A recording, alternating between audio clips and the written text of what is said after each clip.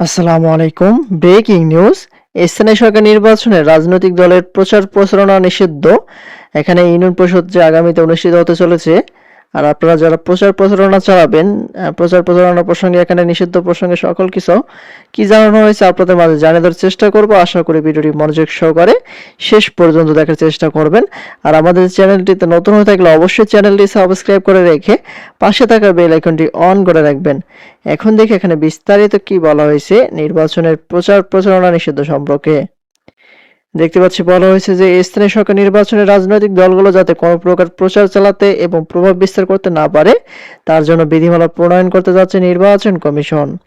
এই নির্বাচন নির্দলীয় প্রতীক আয়োজন করতে জাতীয় সংসদের সংশ্লিষ্ট আইনগুলোর সংশোধনী পাশ করা হয়েছে।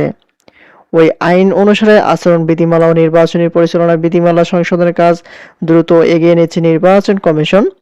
চলতি মাসের মধ্যে এই কাজ শেষ করতে চায় নির্বাচন কমিশন। ইসি বলেছে আগামী নির্বাচনে অংশগ্রহণকারী সব প্রার্থী হবে স্বতন্ত্র।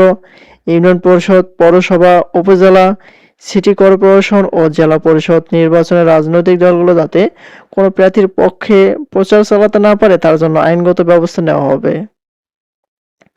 গতকাল মঙ্গলবার দিনভর প্রধান নির্বাচন কমিশনার, অন্য সব নির্বাচন কমিশনার ও ইসি সচিব সহ কমিশন সচিবালয় ঊর্ধ্বতন কর্মকর্তারা বিধিমালা সংস্কার সংক্রান্ত বৈঠক করেন।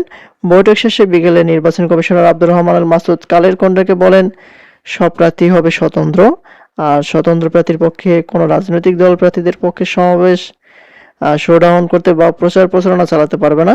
তবে দলের কর্মী বা সমর্থকের ক্ষেত্রে ব্যক্তিগতভাবে কোনো প্রার্থী সমর্থন দেওয়া সহ সভা সমাবেশ প্রচারে বাধা থাকবে না আর কি, সেটাই বলা হয়েছে।